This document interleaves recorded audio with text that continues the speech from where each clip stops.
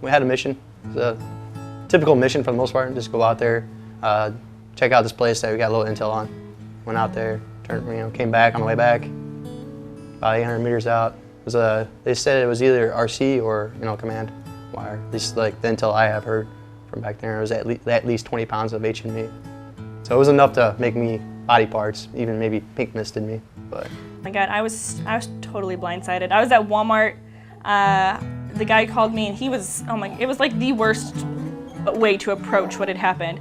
He said, "Hi, I'm Gunny Sergeant so-and-so, and I've got some really bad news about your husband." Well, our residency is California. I was back home in Missouri, and I wasn't even home. I was at Walmart. So, I immediately, my mind goes to the absolute worst thing. And I just asked him if he could just wait a second before, I just started to lose it in Walmart. And then I get to the door and I finally ask him if he was alive, because I had no idea. And he said, "Yes, ma'am, he's alive." And I was just, the rush of relief that went over me was just overwhelming. And I just broke down, and then I asked him what happened. And then he told me, he's hit by an IED. And our initial report was both legs below the knee, and then he had really badly damaged his left arm. Well, after I, got, blew up, I knew I hit an IED, or, got hit by an IED. Landed, went to reach for my gun, grab my gun, went to, bring it up. I fell forward, I looked down, my arm, you could see my arm all mangly and stuff was broken. It's just like bones sticking out everywhere. And then my buddy, that was a sweeper, I started hearing him yell from the side of me, so I tried to jump up to go run to him to help him out.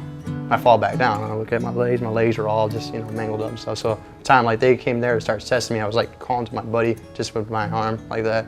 And I was just even though it had been happening, tons of people getting hurt. I knew about Sergeant Humphrey who lost his one leg, people dying, you still don't ever expect anything to happen to you.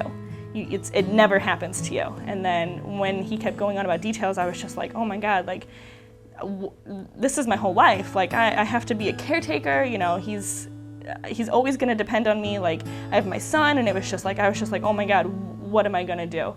And it was 3 days later is when I finally got to talk to him about everything. And it was just, I guess I had really mixed emotions, because at first I thought he was dead, and then to hear that he was alive, even though he was missing 2 limbs at the time, I was just so grateful that he was still here. At first, glad, of course, glad being back and stuff. And I kind of have always believed I can get through stuff. Pretty much life has a reason for everything, so I can't really remember the feelings too much. Yeah, I was keeping pretty drugged up, so.